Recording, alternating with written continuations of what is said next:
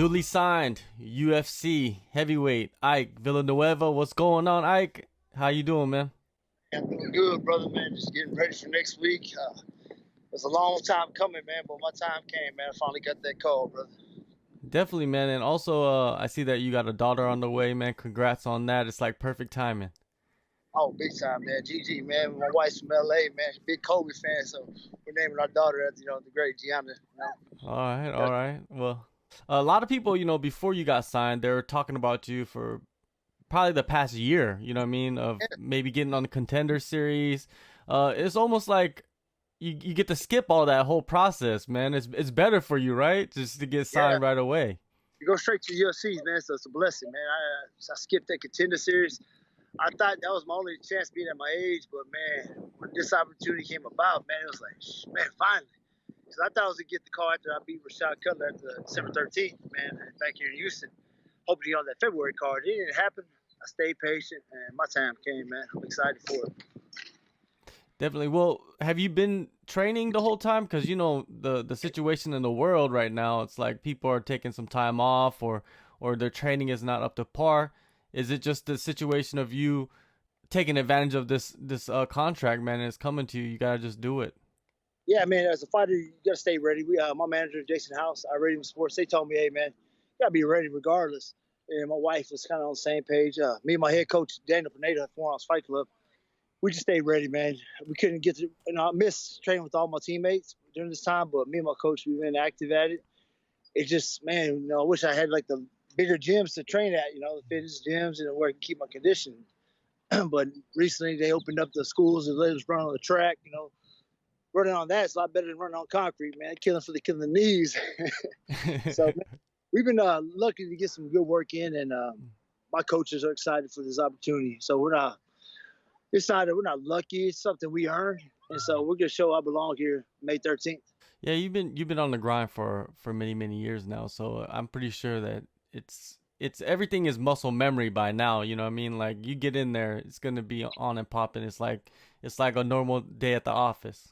Yes, sir, man. Man, we have some of the best fights at the gym, behind closed doors. Those are the best training sessions when like nobody's around. So you man, I can tell the young guys who we got coming up, hey man, you'd rather lose in the gym than lose on fight night, man.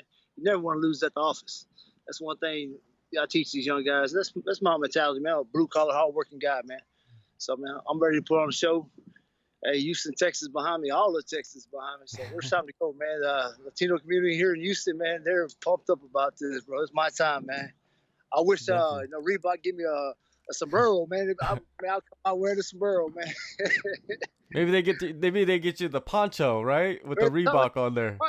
Reebok logo or something, man. Give me. Hey, that'd be much love, man. Because growing up watching Paul Montello, man, that was like my favorite. Then Kane came along, but man, Paul he set the stage for his Mexican fighters, man. So we look up to him, man.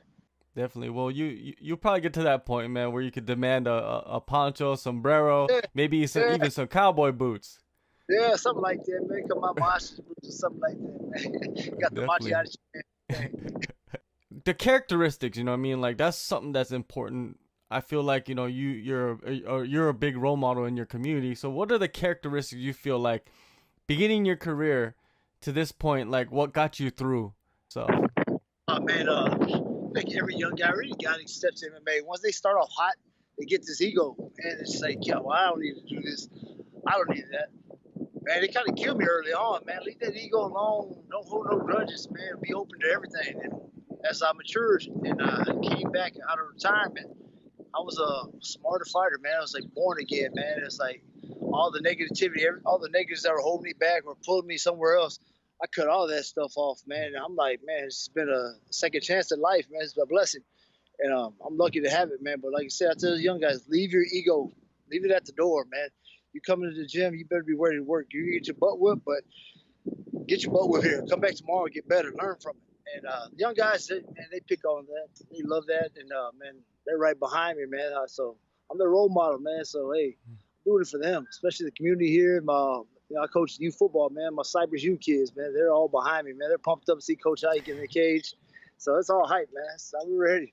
you're facing a guy, Chase Sherman. He's getting his second shot at the UFC. that makes for some explosive clashes in the cage because hey, he's fighting to survive and you're fighting to stay there. So Yeah, like, yeah. what are your thoughts on him and his style? Man, really, with Chase, he fought the guy. He fought Rashad Cutler. Him and Rashad went like 2 or 3 rounds. I fought Rashad my last fight. Got rid of him like 2 minutes, 2.5 minutes. Uh, Rashad's a tough guy. Even Chase is, man, he's a gritty fighter, man. Tough as nails, man. I look forward to it, man. He's from the South too, so man, he's old school, man. So he wants to bang. It's kind of my style. So this fight fits my style 100%. I think the only people who win this fight is the fans. The fans are, hey, man, live national TV, they're gonna love it, man. But man, he did his bare knuckle days. I mean, I respect him, man. So it's all love and respect. Ain't no hatred, man. We're just two fighters signing the contract, ready to fight, man. One of us got to go out with the. We just got to bang, man. Put on a show for the crowd. Yeah, he did that stint, a couple fights of bare knuckle. You think that knocked some years off the career right there, getting punched in the head with bare bones? Man, you see what they paying over there, man? Shit, crazy. You want me to do what? Man, you see what happened to Paulie Malignaggi? Man, come on, man. That's like, man, if I want to do that, I might as well do a bar fight. Yeah, man, that's like the old gladiator, man. They never reached out to me. That's something I would never do, man. It's just, man, I got some friends that do it, man. Much love to them. I ain't knocking the sport, but that's not my style, man. I'm a crowd entertainer, man. That's it, man. Shit, I got the nuts to do it. Don't doubt it. But hey, man, it's just that wasn't my style. But hey, man, much props to him. Juan Torres, he was in the bare knuckle, man. He fought me, and they got KO'd over like 2 minutes. So hey, man, they think I'm a small heavyweight, but these hands are, man, they'll find out. Just ask anywhere around Texas or the Southwest United States. They know me, man.